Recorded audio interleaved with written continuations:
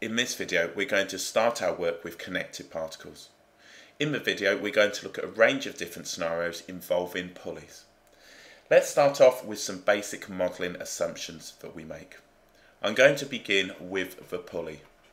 We say the pulley is fixed, it's light, and it's smooth.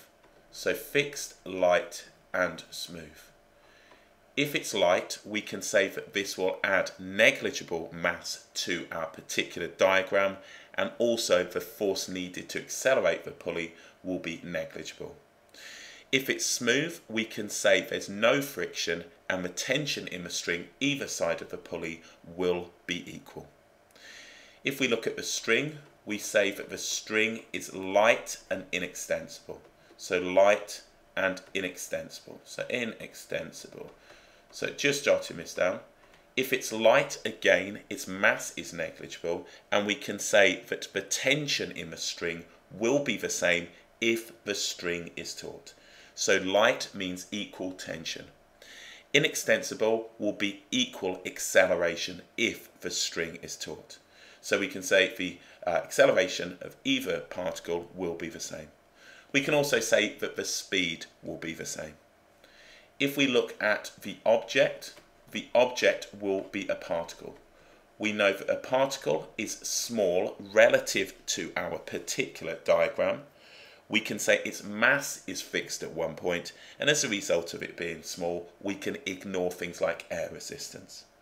At some stage in a question, you may be asked to state the modelling assumptions that you've made and why. The main ones are light and inextensible. If it's light, the tension is equal. If it's inextensible, the acceleration is equal. So that's what we have. If we're asked now to state the terminology used in setting this in motion, we say it's released from rest. This ensures that we don't have a pendulum action. It just simply is released from rest. So let's look at an example of this, and we're going to look at three different scenarios. The first one I'm going to model up is a fixed, light, smooth pulley, and we're going to have this hanging. So what I'm going to do is now put on the string, and we'll have two particles. So this is something that you may have seen before. So we've got this pulley here, smooth, fixed, light, and then what I'm going to do is put a particle at the end of each of these. So we're going to hang these two particles. In terms of drawing these, they can be drawn the same size as we simply see them to be particles. Let's say that this is going to be 10 kilograms, so it has a mass of 10 kilograms, and this one has a mass of 5 kilograms.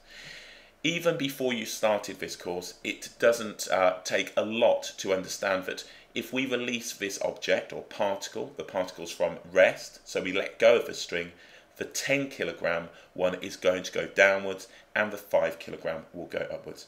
We say that the 10 descends, the 5 ascends. This has a greater mass, so the weight acting down is going to bring it downwards. So let's look at the forces acting on each of these. So we'll start with the 10 kilogram particle. We've got its weight acting down. Weight is mass times by gravity, as we've seen before. So this would be 10 g newtons. Can put an n here, I'm just going to write it as 10 g. We're going to have tension in the string. So tension will be opposing the motion. So we can put this as T. We could of course put T going the other way round, but to keep my model nice and simple, I'm going to do it like so. I'm then going to have some acceleration. So if we release this from rest, it's not going to be in equilibrium as these have different masses. So we can say that this will be A meters per second squared. So that now is particle A, if you like, or a 10 kilogram particle. This one, the 5 kilogram one, or B, we can look at the forces acting on that one. We're going to have the weight acting down, which is going to be 5 g newtons. So mass now times by gravity is the weight. If you're unsure of these, please go back and watch some of the earlier videos, as there are some assumptions made that you understand the basics of Newton's second law on these and the forces acting on particles. So let's put tension in the string. Tension will be there, and we can say now that the magnitude will be the same. This too will be T. So with this one, we're going to accelerate upwards. So let's turn that round, and the magnitude will be the same. We're just going to be accelerating in the other direction. So I'm going to write that this is a meters per second squared. So if I just now look at these, I'll just highlight these. Let's start off with light. Being light, we can now say that t will be equal to t, assuming this now string is taut. If we now look at inextensible, so just popping that on, inextensible, a will be equal to a. That's a good learning point or points to take on and just get happy with over time. So what we're going to do now is find our two unknowns. Our two unknowns, if I release this from rest, are going to be tension and acceleration. At this stage, we use Newton's second law, which is F is equal to ma. The fundamental theorem algebra says that if we have two unknowns, we need at least two equations. So what we're going to do is look at now these equations using Newton's second law. So I'm going to start off with the 10 kilogram particle. So if we release this from rest, it's going to have now 10g. That's going to be going downwards. This now will take us down, minus the force opposing that, which is tension, which would be t newtons. And that will be equal to the mass, which is 10, multiplied by the acceleration. So this is 10a. If we consider now the 5 kilogram, again, we resolve using Newton's second law in the direction of the acceleration. So with this one, I went downwards. With this one, I'm going to go upwards. So if we do that, let's just put that there instead, make it look a little neater. We can now get two equations involving a and t. Once we have simultaneous equations, we can go ahead and solve. So this time, we're going to have t minus 5g. So t minus 5g newtons is equal to the mass times the acceleration, which is 5a. I'm going to call this one equation 1 and this one equation 2. Often you'll be asked simply for the tension or the acceleration or both. I work them out both because I think it's easier just adding these two equations together. By adding 1 and 2, we're going to eliminate the t. So adding, we've got 10g plus minus 5g, which is giving me 5g. I've got now 10a plus 5a, which is 15a. Dividing both sides by 15, we can see now that the acceleration is 1/3 g meters per second squared. So that is my value for the acceleration. G is just 9.8 meters per second squared, as we've seen time and time again. So I've worked out the acceleration by simply setting up these two equations that we have here. Okay, so how do we go ahead and solve for t? Well, we just take it for one of these right here. So if I put now equation 2, I'm going to write that t is equal to 5g plus 5a, which ultimately, if you want, you can factor 5 gravity plus the acceleration, and we can simply set that value in to find t. So t is going to be 5 lots of g plus now 1/3 g, which is going to give us 4/3 g, and that will be newtons. And you can go ahead and give that answer now, if you like, to 3 significant figures. Most things in mechanics are given to 3 significant figures if they're not given as exact values. I like to work with exact values, especially if you've got some trig in there, purely based on the fact that it can get quite messy. So I'd write this simply now as 20g divided by 3. So in a calculator, if we look at that, 20 times by 9.8, so 20 times 9.8, and then we'll divide that by 3, and that will give us now our value. So what's that? 65.3 recurring newtons. So that's what we could do. That's a nice little scenario. Okay, let's look at another scenario. This time what I'm going to do is have now a horizontal surface. So we might model this up. This could be a table. So what we've got is a table. We've got a fixed, smooth, light pulley at the end of the table. We're going to have the particle on the table, and we're going to have now a particle hanging down here. So if we model this up, let's go ahead and do that. Let's put that on. What we'll have is something like this. So this is another scenario. I'm going to save this particular and we'll say now that the table is going to be rough. It's either rough or it's smooth, and we've dealt with rough and smooth before. So this is my little model that I'm drawing up. and we can consider now the forces acting on each of these. So let's say now that this was going to be 10 kilograms. So in fact, we'll make this 4 kilograms. Let's make that 4 kilograms, and let's make this one 10.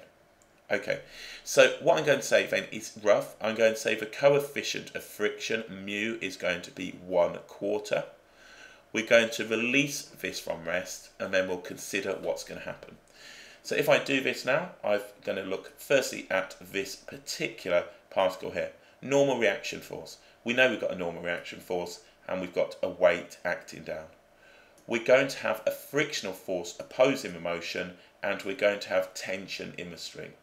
So this is just basic resolving of forces, and the string is going to be parallel to the surface. So if we put that on, we can do like so. So let's put that there, and it'll look something like that. So that's what we've got. So if we label this up, what we've got now is R. So this is R. We've got 4G, that's the weight acting down. Weight is mass times by gravity. We've got T newtons, and then we've got now frictional force.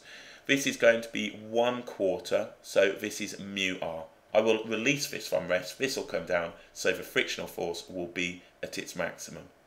So if we look at this, we can see that R is equal to 4G, so the frictional force opposing motion is going to be 1/4 of that, so the frictional force will be G.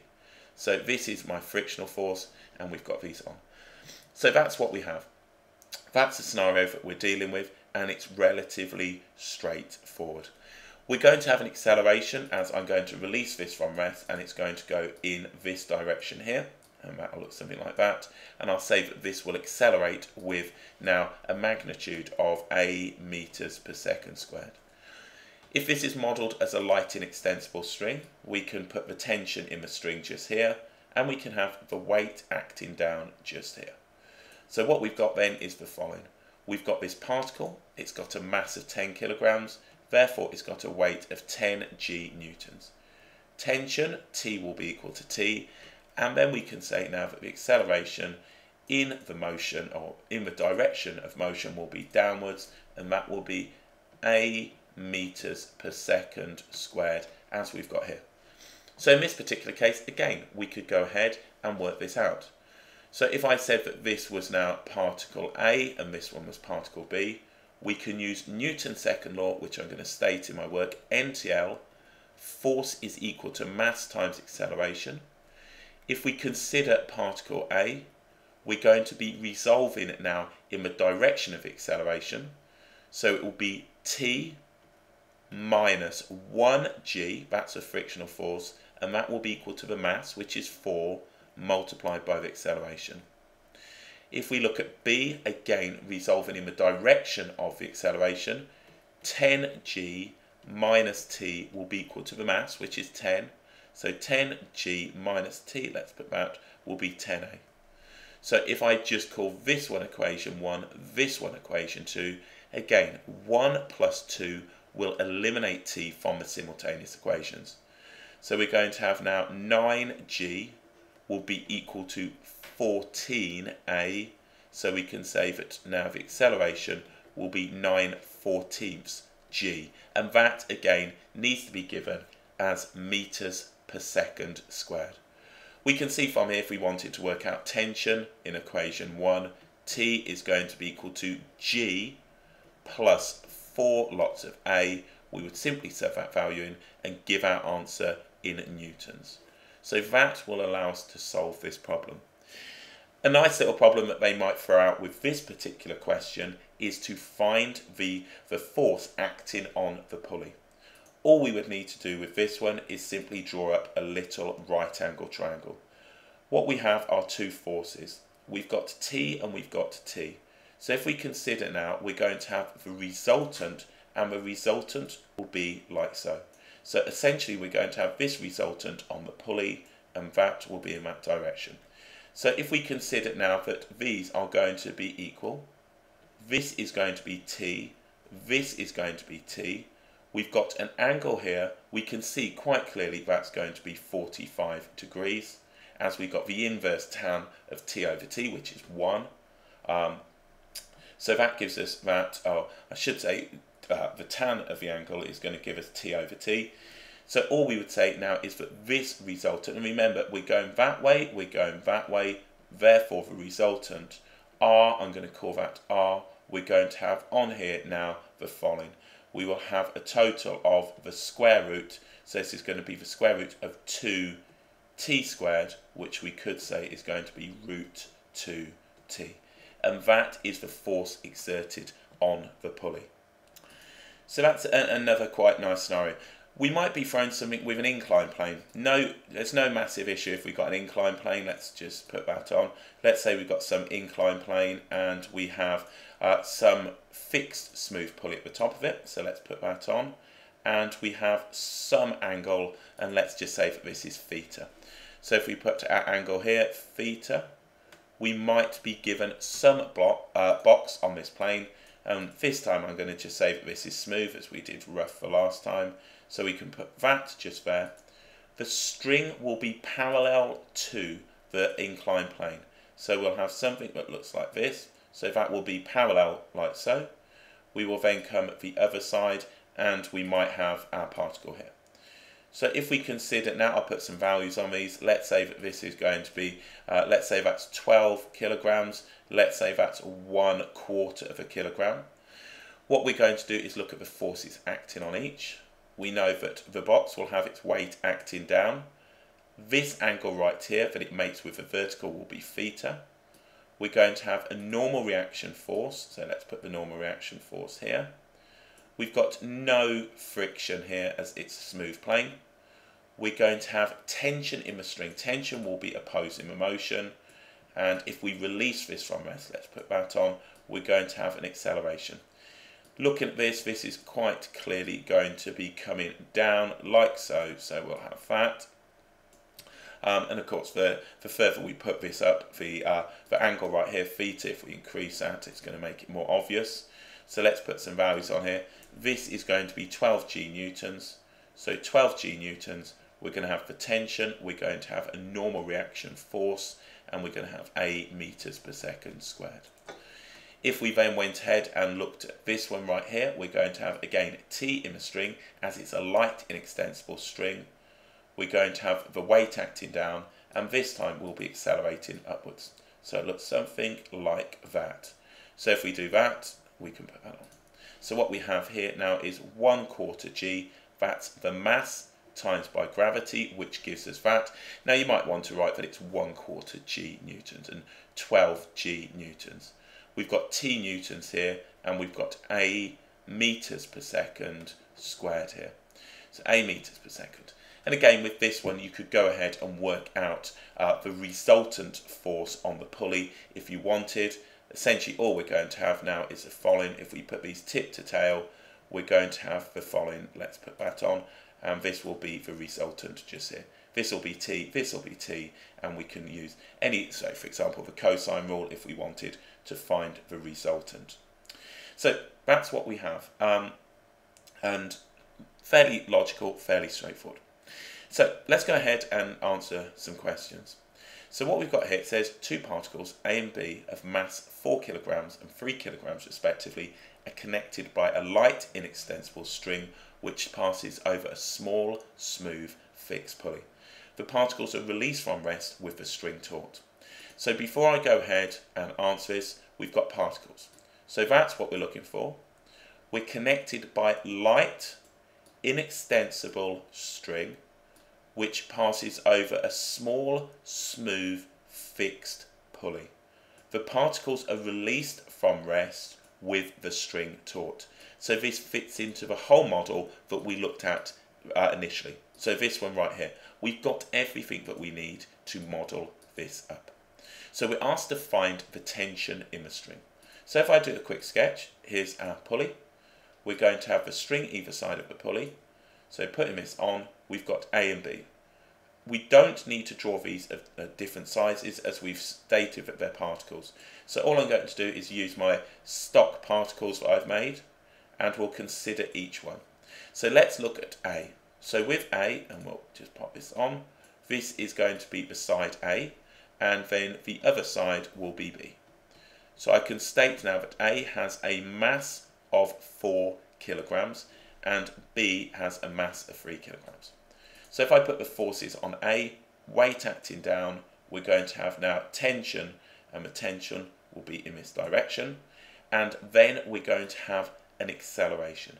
Again, we don't need to have studied mechanics before to know that if this is released from rest, the 4 kilogram particle will descend. The force bringing it down is going to be greater than the 3. So this is going to be A meters per second. If we put this on, that is 4g, and that I will just define to be t. If we now look at particle B, we'll put this bit on, so that's going to be the tension. We'll put the weight acting down, and then we'll have an acceleration, and the acceleration will be of equal magnitude, but in the opposite direction. So that will be A meters per second squared in that direction. So if we do that, A meters per second squared. So this is going to be 3g, and this is going to be t. So all we're going to do now is find the tension in the string. Often it's more convenient to find the acceleration first and then the tension. It's entirely up to you. I'm going to use Newton's second law, F is equal to ma, and resolve in the direction of the acceleration. So we'll start with A. We're going to have 4g, so this is force, so 4g minus t is equal to the mass, which is 4, multiplied by the acceleration. If we look at B, we're going to have t, as this is going in the other direction, minus the weight, which is 3g, will be equal to the mass times the acceleration. So that's 1 and that's 2. At this stage, I could go ahead and just find the tension. It's going to get a little messy, so all I'm going to do is find the acceleration. So 1 plus 2, that's going to give me the t's cancelling, we'll be left with 1g, so 1g now will be equal to 7a. So we can say that the acceleration is 1/7 g meters per second squared. Remember, g is just 9.8. So if I now sub that into equation 2, I can write with equation 2, t is equal to 3g plus 3a, or 3g plus a. At this stage, you could just keep this as a fraction, or you could work out what 1/7 of g is. 1/7 of g is going to be what's that going to give me? 1.4. Let's just work that out. So if we do that, 9.8 divided by 7 is going to be 1.4. So I could write this as now 3 lots of 9.8 plus now 1.4. That's 1/7 of g. I'm just subbing it in here. So that's going to be plus 1.4. So that gives me 11.2. So the tension is going to be 3 times 11.2. And we can say that that's going to be 33.6. And that's newtons. So lots of different ways. I will leave it up to you. Okay. It now says when A has travelled a distance of 2 meters, it strikes the ground and immediately comes to rest. In part B, it says, assuming that B does not hit the pulley, find the greatest height that B reaches above its initial position.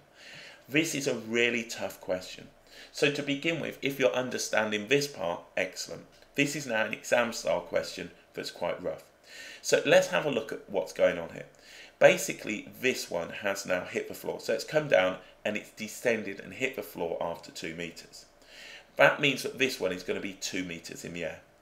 These are going to have equal velocities. So as A hits the floor, it will have the same velocity as B.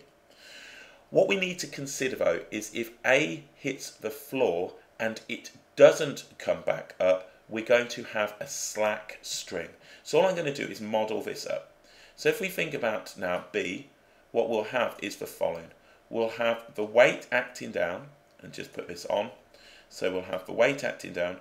This is when A has hit the floor. So all of the tension in the string has gone. So the string now looks like this. So we've got some string with no tension. We've got 3 and we've got 3g.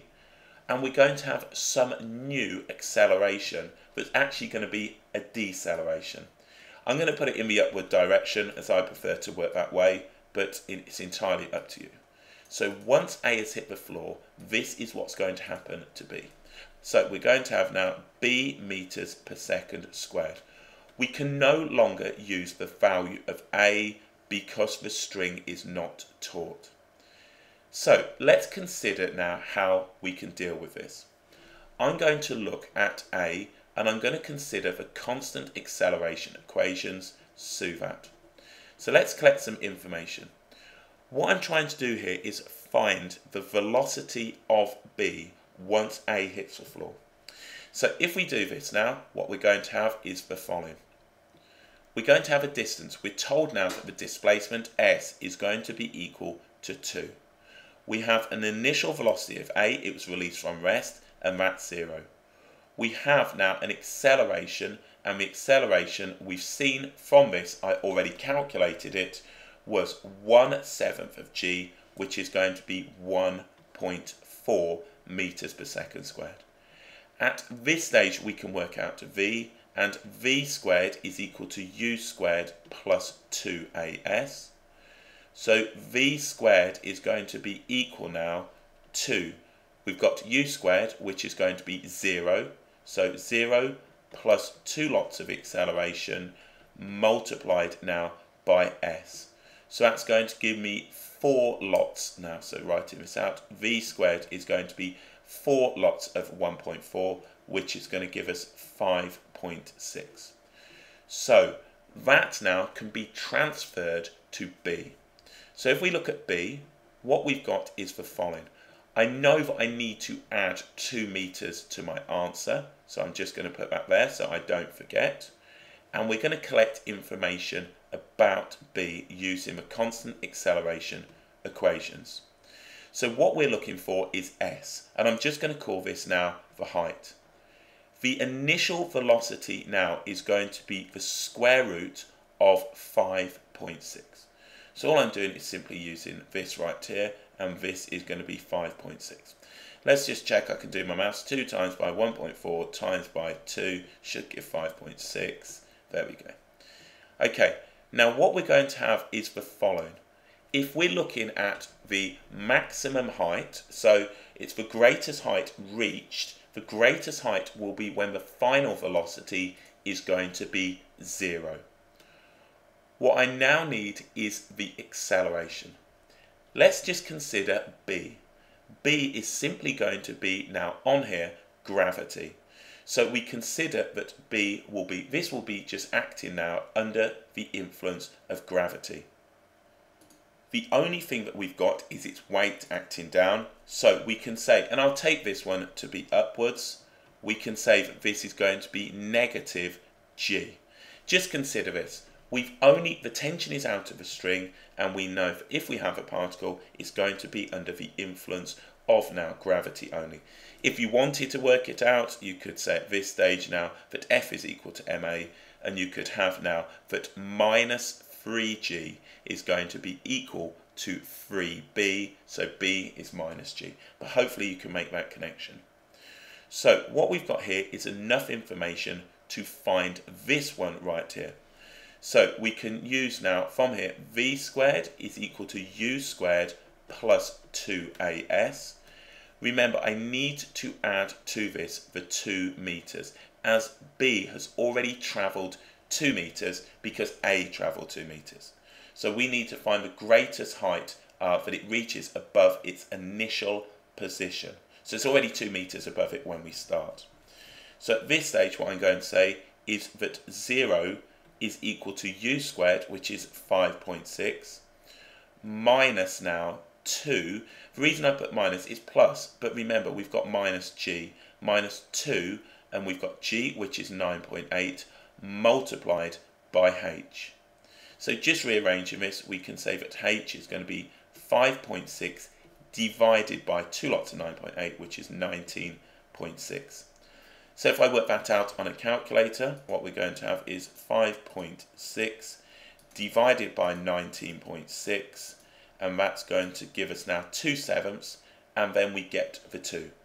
So 2 plus now 2/7 of a meter, and we can write that, if we want, as 16/7.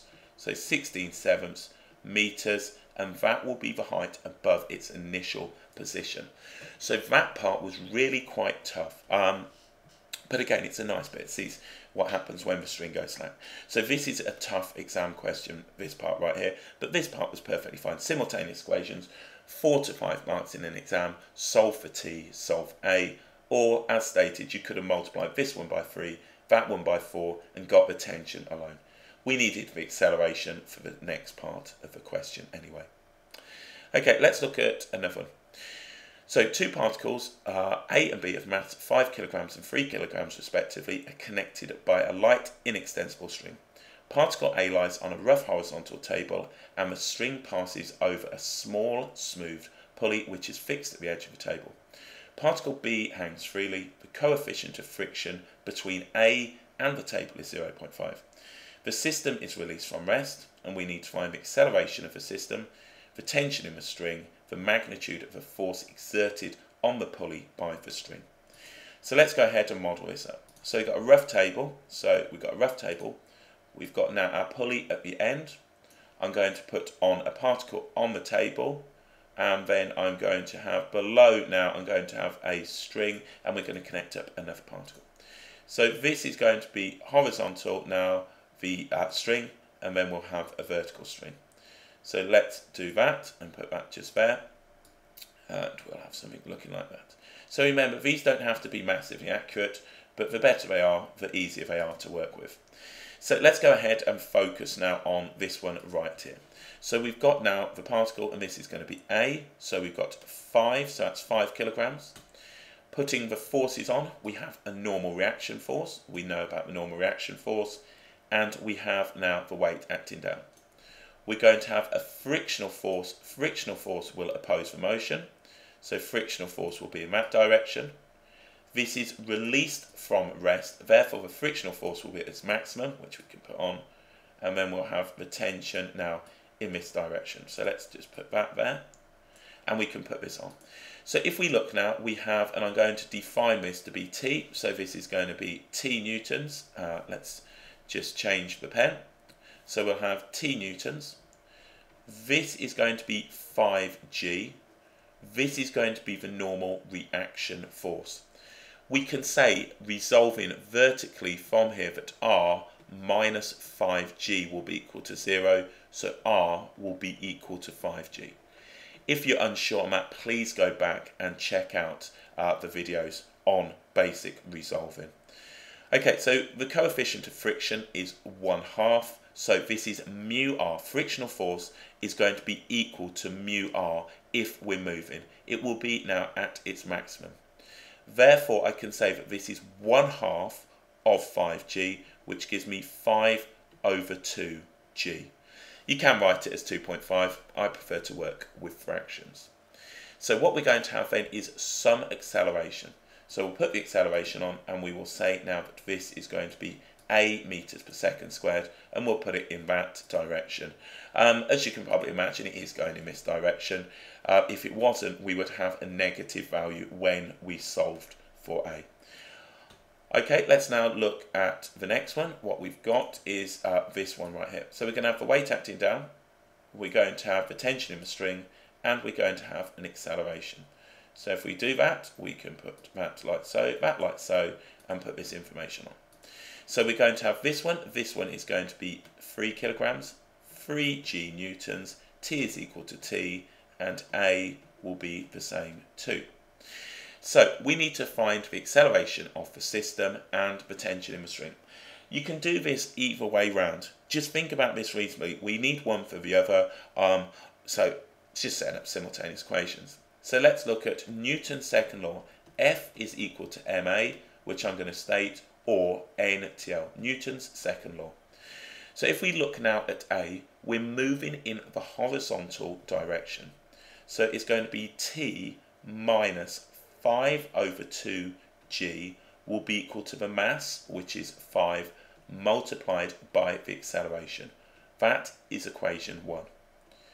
B, if we consider now resolving in the direction of the acceleration, we're going to have 3G minus T will be equal to 3A. That is equation 2. I'm going to add these together. So if I add these together, the t's will cancel. I've got 3g minus 2.5g, which is 1/2 g, and that will be equal to 8a. So from this we can say that 1/16 g meters per second squared will be equal to the acceleration.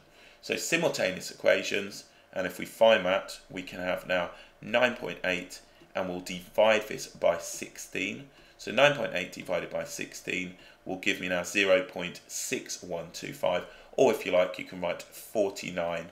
So 49 over 80, and that is meters per second squared.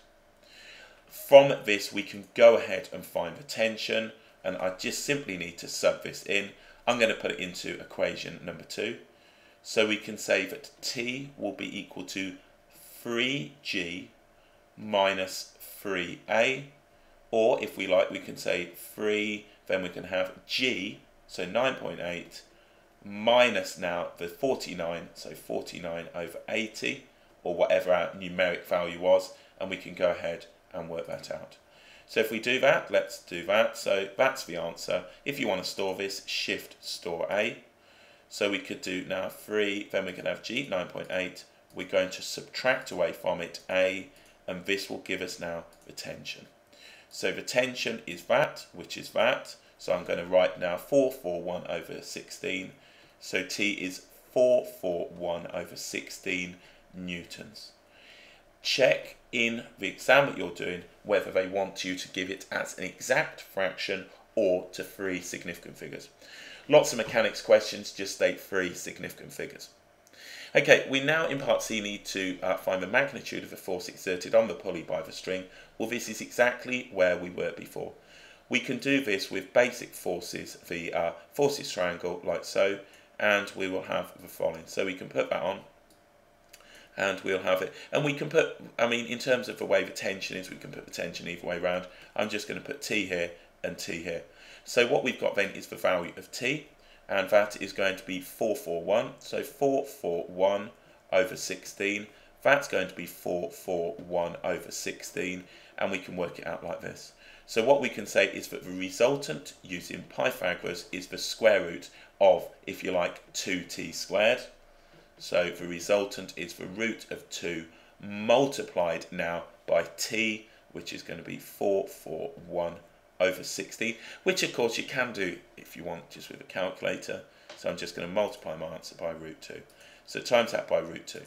So that's going to give you 38.97. So I'll say that's going to be 39.0, sorry, correct to 3 significant figures. So 39.0, and that is going to be newtons, and that's the 3 significant figures. If we were asked for the angle, again, we can see that this is an isosceles triangle, so that would be 45 degrees with the horizontal, or if you like, 45 degrees with the vertical. So hopefully you understand how that was done. If not, you're just squaring this one, squaring that one, Pythagoras, and take the square root. That is the resultant, and it will be acting right through that pulley. So if we go like so, that will be there, and that's the angle that we create. Okay, so quite a nice question. Let's look at another one. Right, what have we got here? So 2 particles, P and Q of mass, 2 kilograms and 3 kilograms respectively, are connected by a light inextensible string. The string passes over a small, smooth pulley which is fixed at the top of a rough inclined plane. The plane is inclined to the horizontal at an angle of 30 degrees. Particle P is held at rest on the inclined plane, and Q hangs freely on the edge of the plane with the string vertical and taut. Particle P is released and it accelerates up the plane at 2.5 meters per second squared.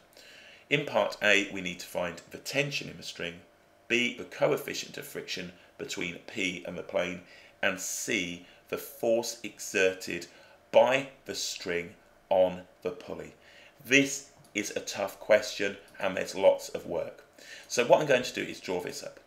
Your drawing doesn't have to be hugely accurate. I'm going to assume that you're pretty happy with everything that we've looked at before. So this is what we're going to have, and it will be something like so. So let's put this on the plane. So I'm going to have that just there. I'll just move this up a touch. We'll put now our pulley just here. Pulley will be just there. We're going to have now a string, so let's put the string, we'll put the string on like so. That's going to be the string, and this will be parallel to the plane, so let's just put that on. As you can see, I like to model these up quite neatly. Then we're going to have that one over here. And if you are sad, you can get a mechanics stencil. Needless to say, I do mine with them. I just think it makes things significantly easier to see. Okay, let's look what we've got then. We've got a mass of 2 kilograms, so this one is going to be 2, and this one is going to be 3. We've got an angle, that's not 30 degrees, but it helps with my diagram, so 30 degrees. We have now the tension in the string, so let's put the tension in the string. Tension is going to be in the string. We're going to have a frictional force opposing the motion. Now this is moving up the plane. Therefore, the frictional force will be down the plane, and that will be parallel to the plane. We'll have a normal reaction force. The normal reaction force is perpendicular to the plane, and we'll have the weight acting down. The numbers are going to work out quite nicely here because we've got a nice angle of 30 degrees, and we'll have something like so. So from our previous work on inclined planes, we've seen that this angle right here will be 30 degrees. That one in there is going to be 30.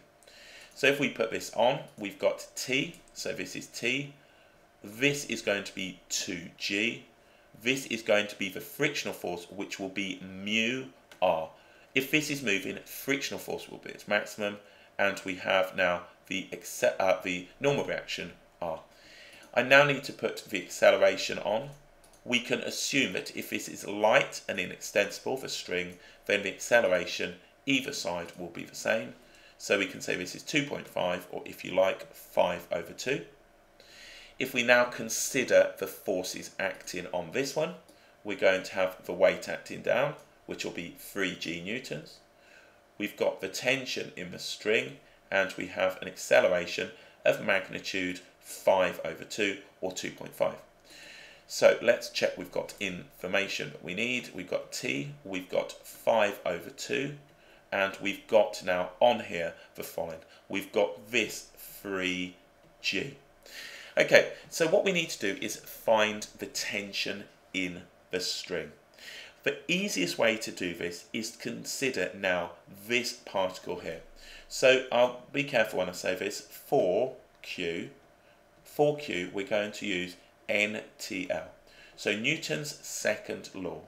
We know that this resolving in the direction of motion, 3g minus t will be equal to the mass, which is 3, multiplied by the acceleration, which is 5 over 2.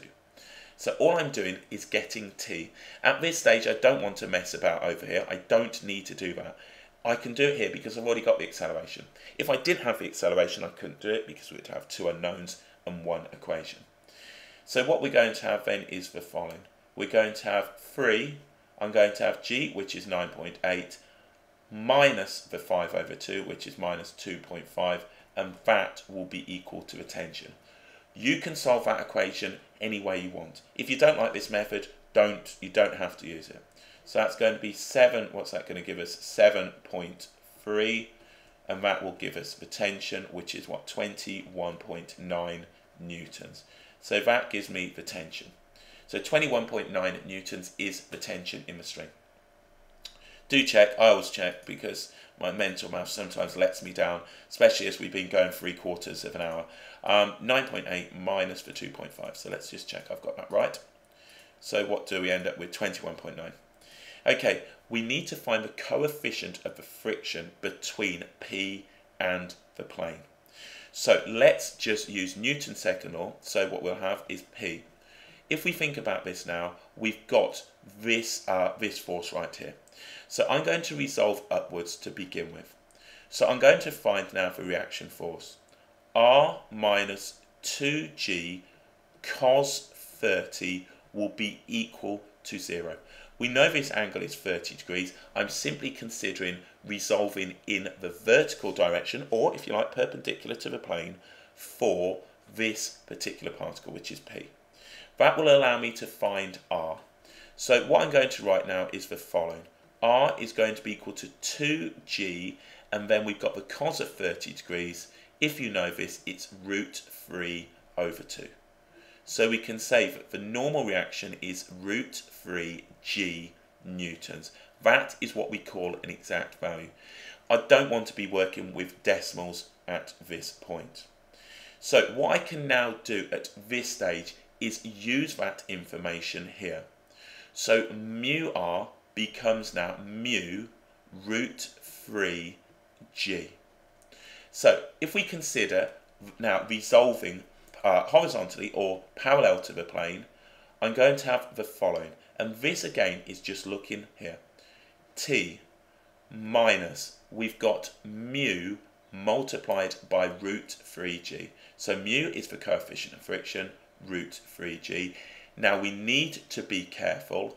We've got the weight acting down. The component of weight is going to be in the opposite direction, and that's 2g sine of 30 degrees, and that will be equal to the mass, which is 2, multiplied by the acceleration, which is going to be 5 over 2.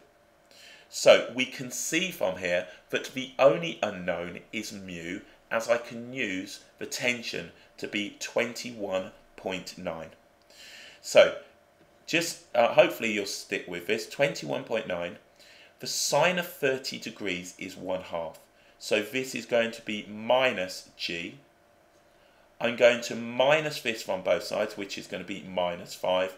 And that will be equal to adding now root 3g multiplied by mu to both sides.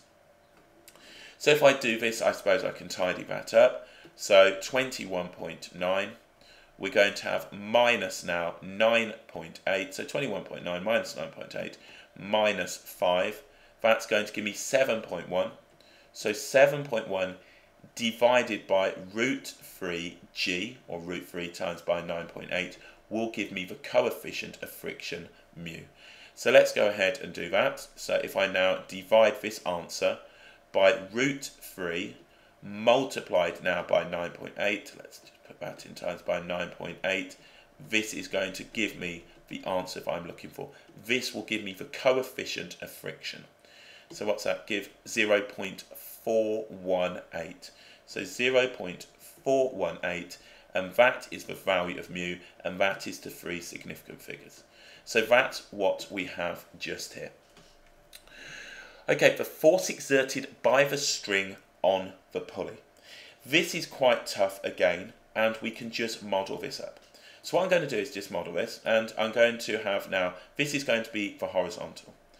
I've got T, and T is inclined at an angle like so, so we can put that on, of 30 degrees, and then I also have T here. So all I'm doing is putting these tip to tail. Essentially, I'm moving that one just here. If we consider that this angle right here, let's put this on, so we'll put this here, this is going to be 30 degrees.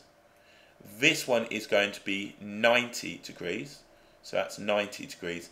This one is the tension. Remember, the tension we can put in this direction or both in the other direction coming down. That is 21.9.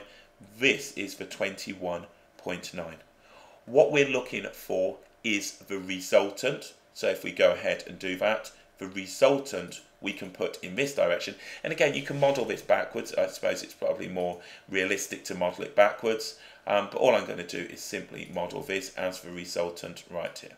So that's what we're going to have, and we're looking for this length right here.